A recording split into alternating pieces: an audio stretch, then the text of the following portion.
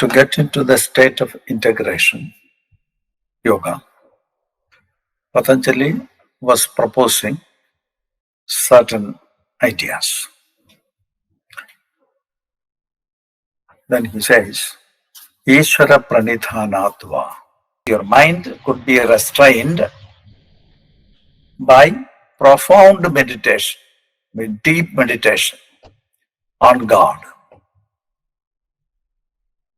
and total surrender to Him. So let us explore what is this God. God is a special Purusha, a special consciousness. It's not the normal consciousness, it's a special consciousness, unconditioned by time, space, and cause and effect, untouched by kleshas,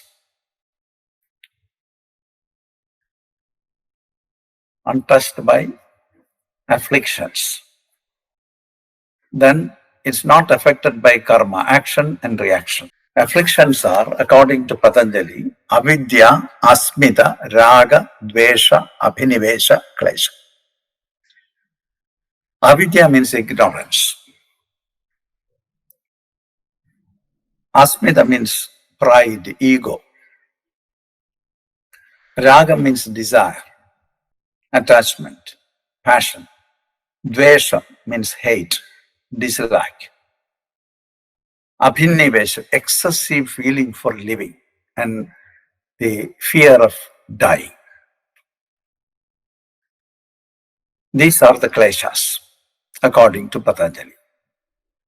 Avidya, asmita, raga, dvesha, abhinivesha, klesha. Avidya is ignorance. Generally, we say ignorance. What is this ignorance? Seeing the unreal as real and the real as unreal. What is real? In the exploration of God, we are trying to explore, to find the root from where the idea of God is coming. God is untouched by afflictions. The basic affliction is avidya. So God is not affected by avidya. Ignorance is not there in God, the idea of God. So thereby we say God is absolute consciousness, untouched by time, space, and cause and effect. That is God. And what is that God? With the awareness which we have, just have a look. What is this God? Who is this God? Untouched by afflictions, untouched by ignorance.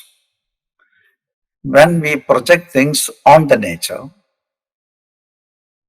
with our content, then we evaluate it and we understand the world. Anything that is appearing before us is understood by us by our own projection on it. This is the way of understanding. We understand in our own ways. Each and every one of us are understanding things based on our past. God is not affected by that past. Is not conditioned by past. The idea of God is all-knowing. All-knowing means it's not staying in the state of ignorance. God is an all-knowing consciousness. And also when you trace it a little bit deeper, you can see that God is the projection of consciousness on the sattva principle of clarity, light, and knowledge. Patanjali described God as he has the background of Sankhya. He is seeing what is knowledge and what is ignorance. Knowledge is there in the sattva quality. The nature of sattva quality is clarity, light, and knowledge. Rajasic quality is passion and activity. Tamasic quality is lethargy, sleep, darkness, ignorance. What is the difference between God and humans? We are working with our mind. Mind is living in these three states of consciousness, like lethargy, sleep, darkness, ignorance, passion and activity, rajasic quality, and sattva quality of clarity, light, and knowledge. And so we are projecting all these things on whatever we see. And by the projection, we try to evaluate things. And that may be a knowledge, that is a knowledge, a partial knowledge.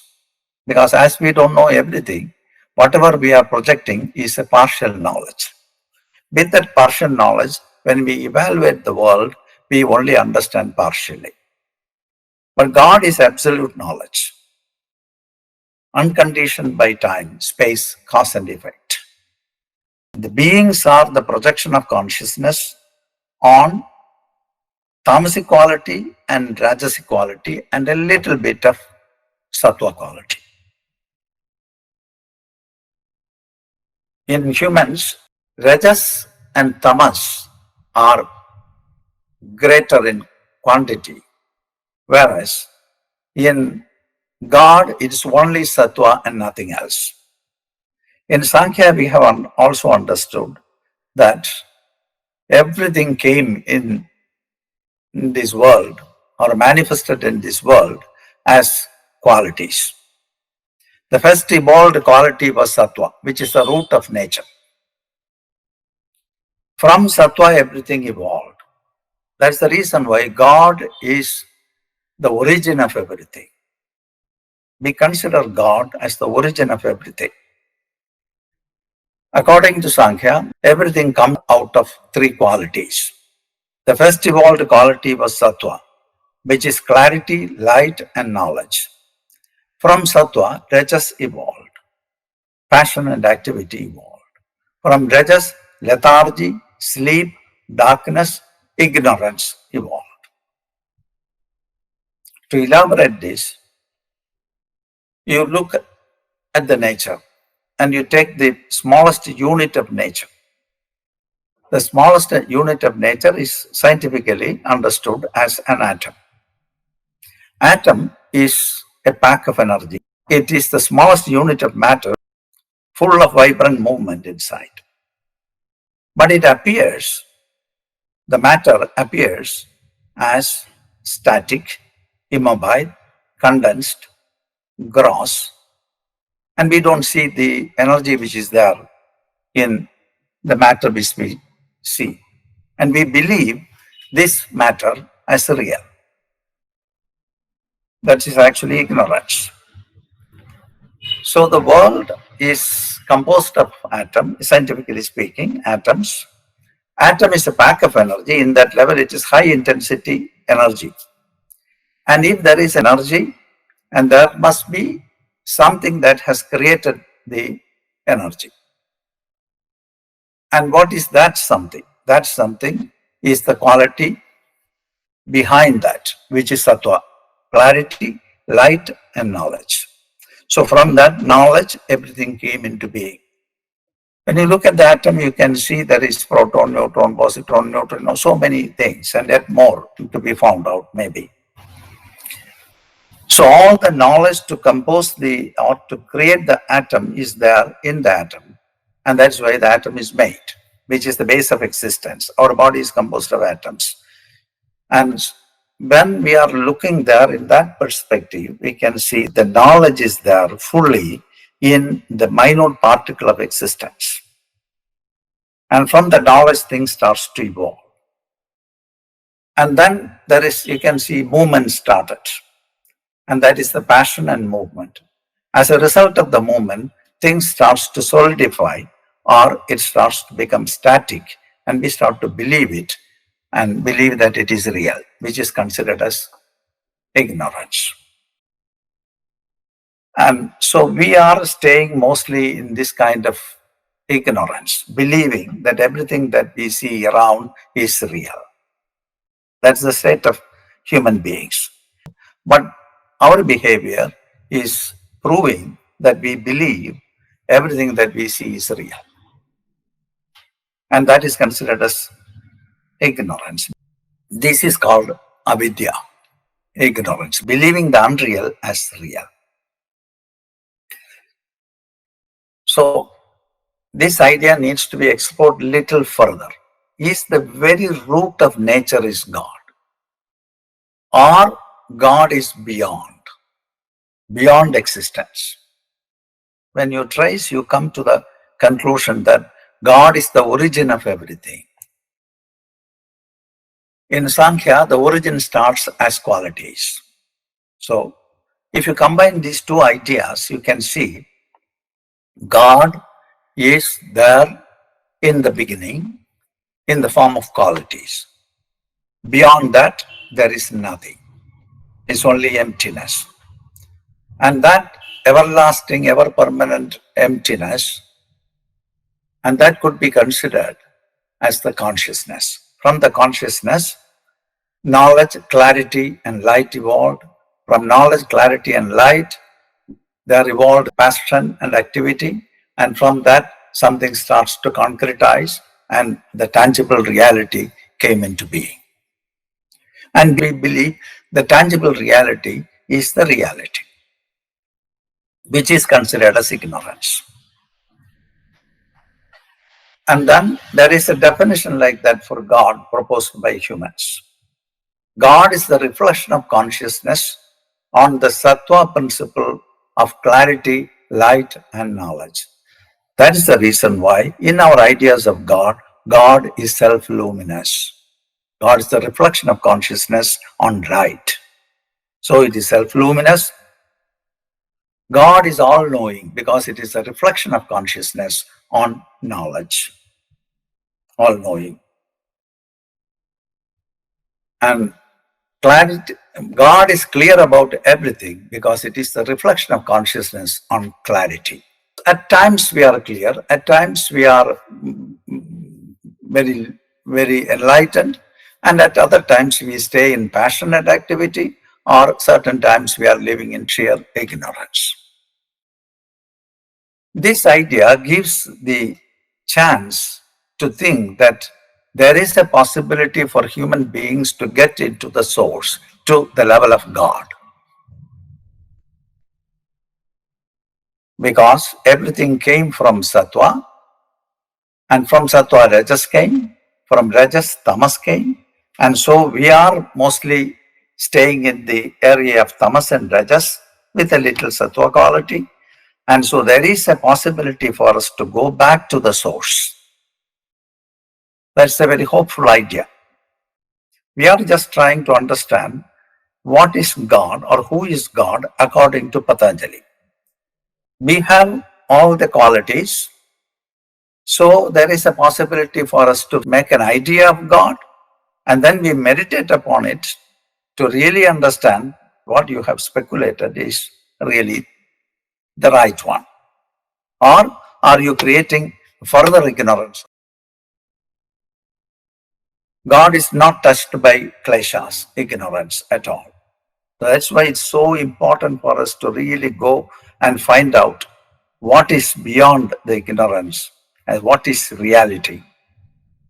What is it? The reality is only one and not many. What is that one which is very real? Which is beyond time, beyond space, and beyond cause and effect. Everything that we see in the material manifestation came out of this process. But God is beyond. So the ultimate idea of God is related with the ultimate silence, which is the consciousness itself, which is the supreme God. Everything came from the consciousness. So that must be the only truth. And God is truth. Is unaffected by kleshas. One of the klesha is ignorance. How can the space which is beyond, the consciousness which is beyond, be in a state of ignorance? It's untouched by ignorance, beyond ignorance. That must be the supreme God. And from that, the qualities evolved. Qualities, as I mentioned, the tangible form of knowledge, which is really in motion to create things. There is the knowledge which is there. With the knowledge, it created the fundamental particles of existence. And then further combination of it, maybe elements evolved from the elements, actually compounds evolved from the compounds, life forms evolved, and the whole thing evolved. So God is the very root of everything according to Patanjali. It's not touched by kleshas. So God is knowledge itself. Not touched by ignorance means it is knowledge itself. Klesha karma vibhaga ashayai aparamrishta purusha vishesha ishvara. Then God is not affected by karmas, action and reaction. With that idea, you look into the source. What is not affected by cause and effect, action and reaction? Everything that we see in this world is susceptible to action and reaction. So what is there which is not affected by action and reaction? Again, you get back into the source, and that's the only thing which is not affected by action and reaction.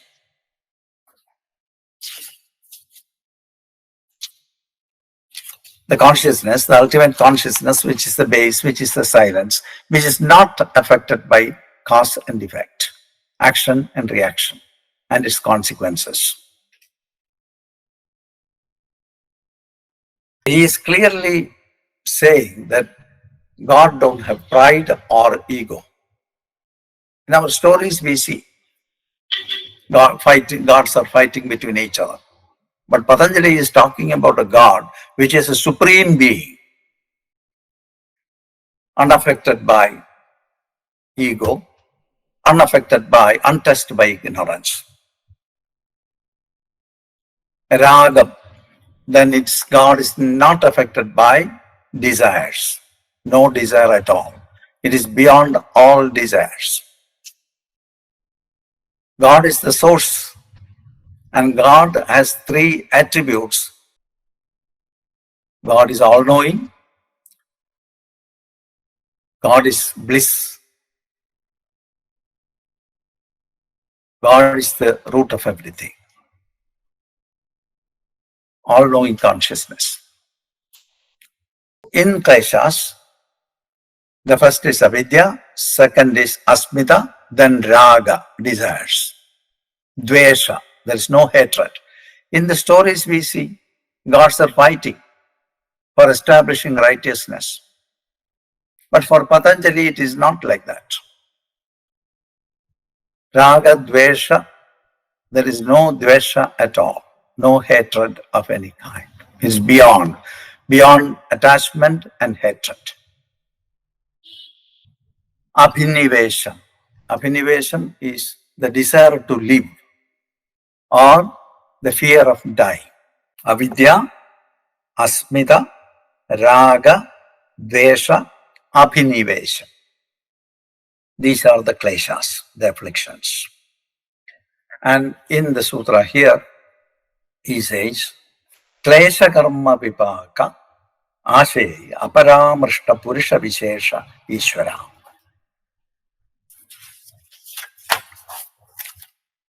God is the supreme being, totally free from conflicts.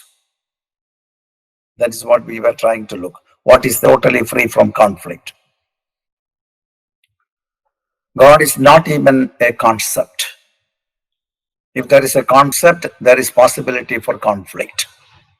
There is no concept in the emptiness, in this absolute silence, which is the root of everything. So, no conflicts, unaffected by action and reaction, and untouched by cause and effect. That is God for Patanjali. With this sutra, you try to look, who is this God? Because we are going to meditate upon God, as he was proposing, that if you meditate upon God, your fluctuations could be dropped, could be stopped. It's very clear from the sutra that it is the supreme being, whether it's a being or beyond, that it's a question of a debatable question. But for a practitioner, if he wants to stop the activities of the mind, he has to go beyond the mind and rest in the calmness, which is the source from where the mind is coming. So that must be the source. And from that, everything is created. God is all-knowing consciousness, which has created everything, is the creator. And God is sustaining everything. He is the absolute existence. And everything gets back into the source. As it manifested, it will be withdrawn into the silence. So God is the source. This idea is there in the Sankhya, which is depicting the basic units from where the whole world came into being. These are the qualities. Sattva quality of clarity, light and knowledge. Rajasic quality of passion and activity. Tamasic quality of lethargy, sleep, darkness and ignorance. It gives room for the practitioner to migrate from the state of ignorance to a very dynamic state of passion and activity, and from there to the sattva quality of knowledge. And then beyond, getting into our own source, our own deeper silence, experiencing that silence, seeing all the qualities, and then understanding the qualities which is there in us, how it is behaving in our mind, and what is not touched by all these things. And the source is untouched. And that source is the only source. And that from that source, everything came into being. And that source could be considered as God, the ultimate God. And that ultimate God and you are not different. Because you have the element, you came from that God. You came from that source. Though that source is masked by the mental activity, when you drop the mental activity, you can get into the source. That's what Patanjali says. Ishvara pranithanatva. By surrender to God, you can stop the activities of the mind to get into the state of unification. So there a little bit more exploration could be done. The cause-effect relationship. Our mind is susceptible to cause and effect relationship.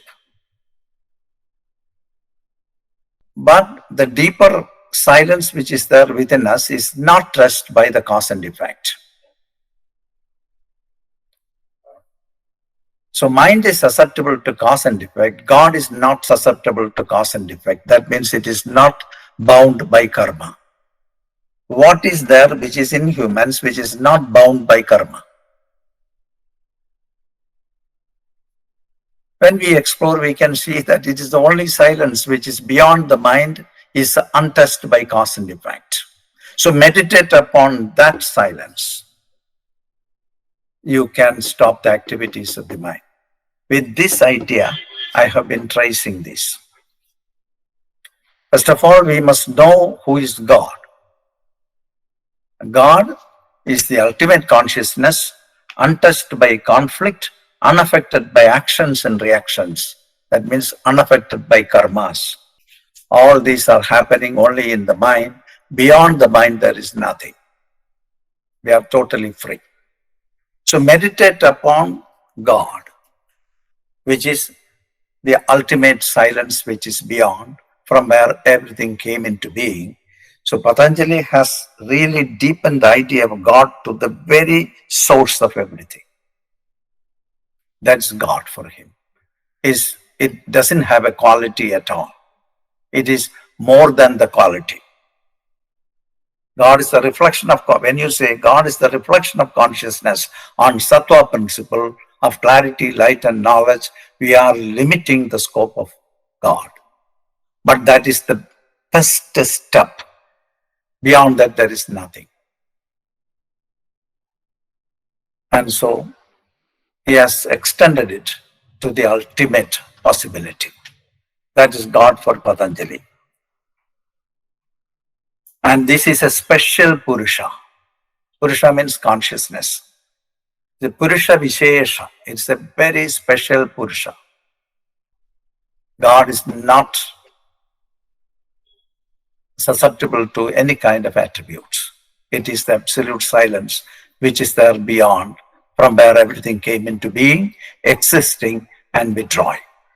But when you look at the world, you can see these three phases: coming into being, existing and withdrawing. Creation, existence and destruction, withdrawing. That's from that idea we got this idea of trinities. When we are looking in this world, we can see that everything coming into being, existing for a time, and it withdraws.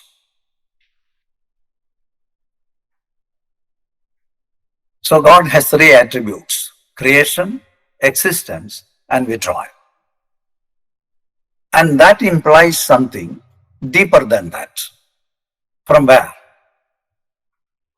From the silence it comes into being, existing, and it's withdrawing back into the silence. So why to limit the scope of God to the qualities, into the sattva quality, which is the definition actually. The reflection of consciousness on the sattva principle of clarity, light and knowledge is God. But God is beyond, which is unaffected by cause and effect, space and time, which is beyond. What is that? Which is the absolute silence. That he is not saying, but he is saying things so that you can get there and understand. You clearly understand where he is aiming at to locate God. God is the unassailed seed of all knowledge, from where everything came into being.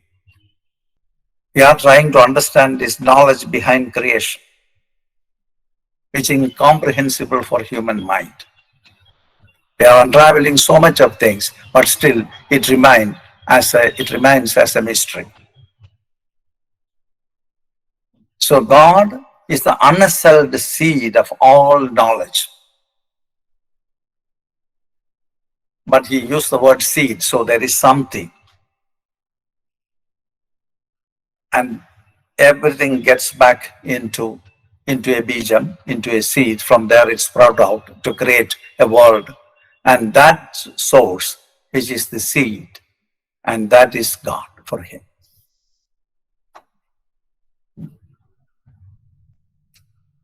And in God, the ultimate knowledge rests. Knowledge rests in silence, which is the unmanifested knowledge. And then that unmanifested knowledge starts to slowly manifest. And that unmanifested, unassailed seed of all knowledge is God for Patanjali. How we consider God, that you have to explore by yourself. I don't want to talk about the God which we follow now. I'm just looking at Patanjali and where he is looking to locate God, and where we are looking to locate God. The way we are looking God creates conflicts. Patanjali says God is beyond all conflicts. It is the unassailed seed of all knowledge.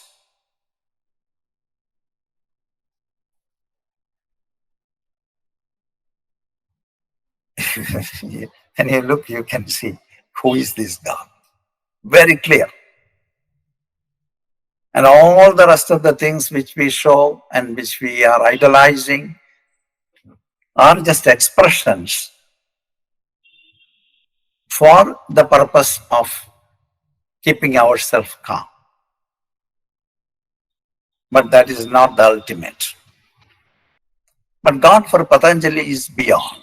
He is omniscient, omnipresent, and omnipotent.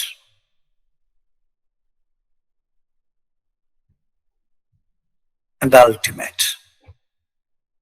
And as students of yoga, as Patanjali is saying, this is a way for you to get into the realization. One of the ways he proposed is Ishvara Pranithanam, surrender to the ultimate principle. Surrender to the silence. When you surrender to the silence, you become silent. Your mind cannot operate. Your mind dissolves into the silence. So you are dissolved. You are not a separate entity. You are one with the ultimate. God is the first, foremost, and absolute Guru, unconditioned by time. And there it has a connection with Sankhya. The unmanifested Brahman is God, but when it started to manifest in the form of Sattva quality, which is clarity, light, and knowledge, that's the starting point of manifestation. God is there. The first, the foremost, and absolute master who designed the whole thing. Sayisha Purvesham Api Guru Kalena Anavaschedat. Time is the base of movement. And space is also another base of movement. God is beyond space and time. So God remains as the witness. Sakshi, Sarva Sakshi. We have a word for God. Sarva Sakshi. The all-knowing consciousness. The ultimate witness. The supreme witness. Who witnesses everything. From these three sutras, we can look at God. He is looking at the ultimate, which is not involved in anything, as the Sakshi, as the witness. And he is looking at the origin as knowledge, where he locates God, as the creator, as the maintainer, and as the destroyer. God is the first, foremost, and absolute Guru, unconditioned by time. And when he is combining time with that, you can see that the God is unaffected by time. That means the God is the ultimate silence, which is not involved in anything. It remains as the witness. This is the foremost of everything. And from that, the knowledge came into being. So in the knowledge, God is there. Absolutely, God is there. So you can see God as the absolute silence, and you can see God as the absolute knowledge. God is the ultimate knowledge, the first and foremost of all gurus. And then he is reducing it from an abstract level to a little bit more concrete level, so that you can practice with that grosser idea. Till this time he is talking about abstract things about God, which is very difficult to understand because our mind is in a gross state. With a gross mind, we cannot understand the silence at all, because there is nothing. Something cannot understand nothingness. Mind is something which cannot perceive or which cannot realize, which cannot understand. That's the reason why Patanjali said, drop the mind, you reach there. And then he's reducing it for us as a tool. Tasya vachaka pranava. God is represented by the word or the sound or the syllable Om. Now it has become a little concrete. Tasya vachaka pranava. He is represented by the sacred syllable O, called Pranava. How could he say that? Tasya Vachaka Pranava. God is represented by the sacred syllable Om. How can he say that? He may have seen something. Being the greatest of masters, he has seen it, and let us explore there. How could he say God is Om? It's not simply repeating. Masters have said God is Om, so we believe Om. There is a problem actually in believing, because you stop your exploration in believing something. You really wanted to understand so that you can practice it and drop yourself, drop your mind. If you go on belief, your mind will be more potent and it stays there. You cannot drop it. That's why it's so important for a practitioner, an explorer, to don't go for beliefs. Explore, continuously explore, so that at the end of the exploration, your mind will be satisfied and it will drop. Or it will realize that I cannot understand. So it drops. It drops. Thereby, you are freed. That's the idea of yoga. Tasya Vachaka Pranavaha. Pranavam is Om, the sacred syllable Om. In this syllable Om, there are three sounds: A, U, and These are the three syllables which is there in this sacred syllable Om. Why this sound is considered as the sacred syllable?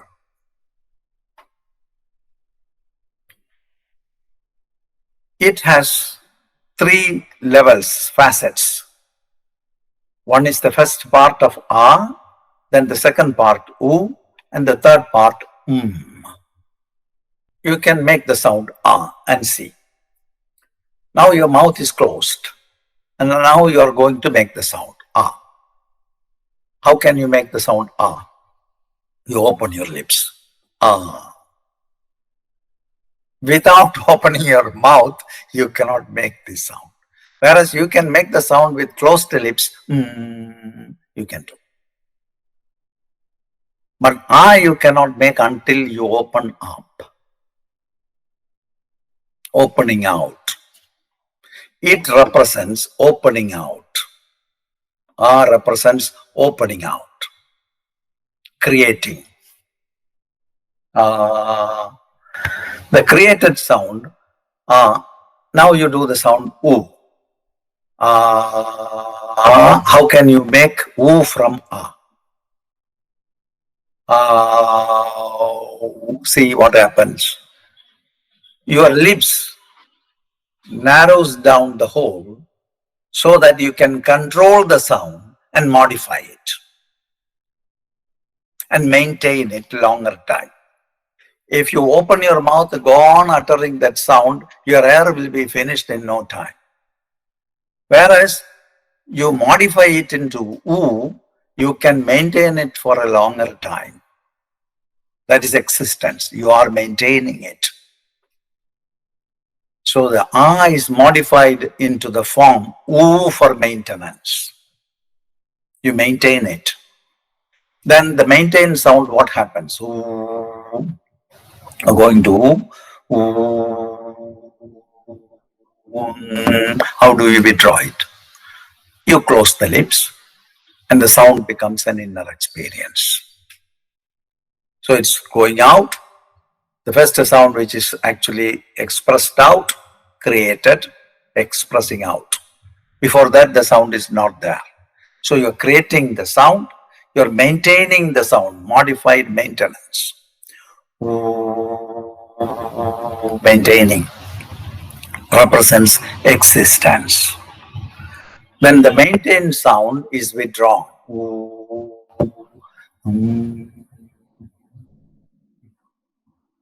it becomes an inner experience and you follow it. What happens to the maintained sound which is withdrawn? It withdraws into the silence. When you make a sound, your mind is in the form of the sound for the time being. When you entertain a thought, your mind is in the form of that particular thought. When the thought is gone, what happens to you?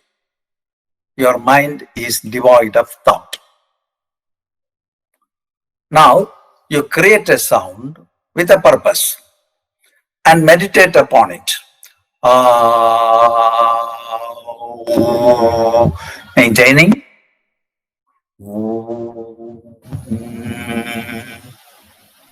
Withdrawn. You're following it. What happens to the sound? The sound is withdrawn. Withdrawn where? Withdrawn into the silence. What remains is the silence. The silence is the eternal reality, and this is coming into being, existing, and withdrawing. What is coming into being, existing, and withdrawing? How do you understand something has come into being, existing, and withdrawing? It is with the mind you are understanding. So you exist with you create the sound, you exist with the sound, you withdraw the sound, and when it is withdrawn, your mind is withdrawn. You get into a state which is beyond psychological time, psychological space, cause, effect. And you get into the source, the foremost of all gurus. You get into the source knowledge, which is the silence. And that's why Patanjali is giving an idea for practice. Tasya vachaka pranavaha. God is represented by the syllable O. It is the sound of completion. The basic movement which we have seen already is rooted in time, space, cause and effect, and it exists there.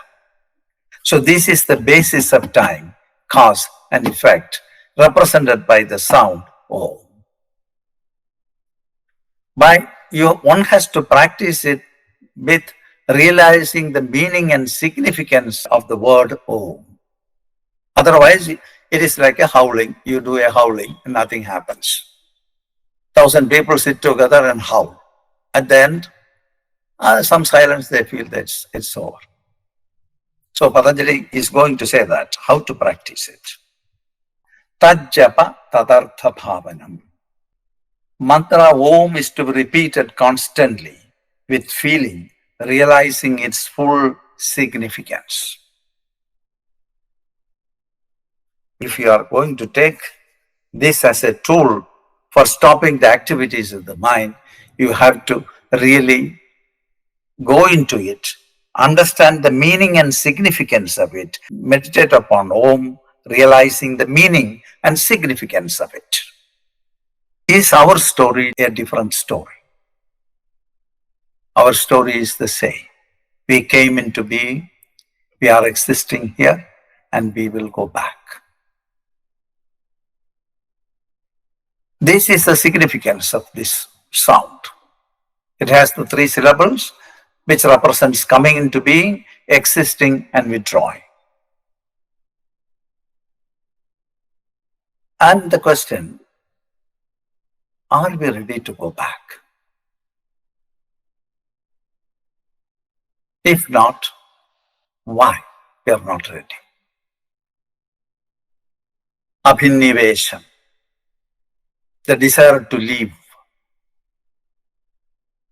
the fear of dying, which is a klesha, which Patanjali is saying in the 2nd chapter. God is not affected by this affliction of abhinivesham. When by coming closer and closer to the idea of God, and then going beyond the idea into the silence, establishing God, you will not be disturbed by this particular klesha,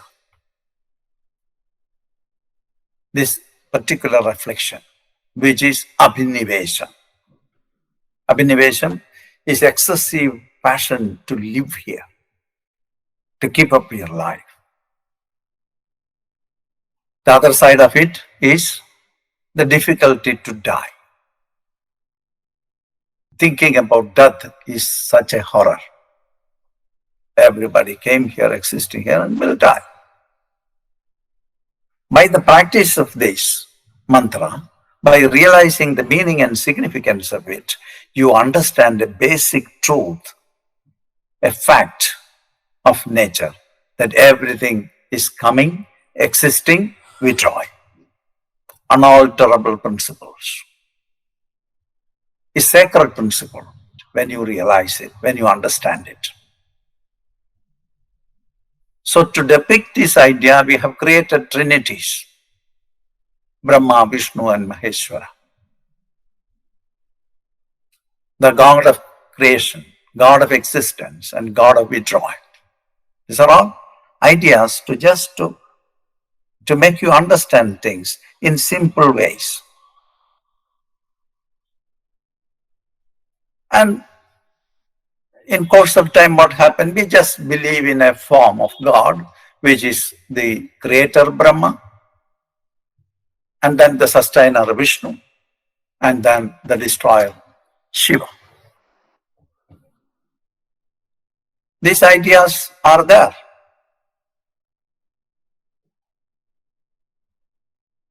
And Patanjali says, God is the ultimate knowledge, and it is foremost of all gurus, unconditioned by cause-effect, karma, and unaffected by time. That is the Lord, is the unmanifest Brahman.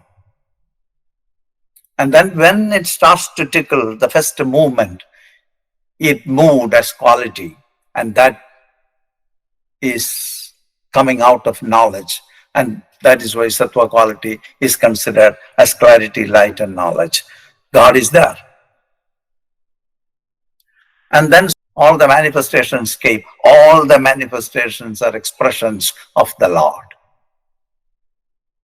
Because inside the smallest atom, there is the background of the atom where the movement is taking place. And that background, it's not a background or anything, but I don't have any other word to explain it, which is the ultimate silence, which is there inside the atom, which has made you and me and the rest of existence. And that is the source. And that ultimate silence is the unmanifest Brahman, the consciousness, which is Lord, which is unconditioned by time, space, cause and effect, and untouched by karma, which is the foremost of all gurus, untouched by time. It is not affected by time. This is God. Once when you do the sound with the full focus, what's happening, when you start the first part of it, when you proceed with the second part of it, and when you end as the third part, and then finally you merge in silence, and then you are the silence. You don't need to repeat several times. That's an easy way. You go into it, fully immerse in it, and then withdraw, and then end in silence. So it is a lead that takes you to the source. The source is the ultimate silence. And that ultimate silence is you. So that's why Patanjali was saying, you can chant the mantra Om. God is represented by the sacred syllable Om. Now he is putting another idea of obstacles. There are obstacles on our journey. And he is going to explain the obstacles. What are the obstacles? By realizing the meaning and significance of it, you can cross the obstacles on your way to stop the activities of your mind. By repetition of the word of the sound with full focus on it can really take you out of the obstacles. every repetition of the sound mantra, you are entering into silence. You are calm. Stress will not be generated further, because in every repetition, you are entering into the silence and you are entering into a state of no mind.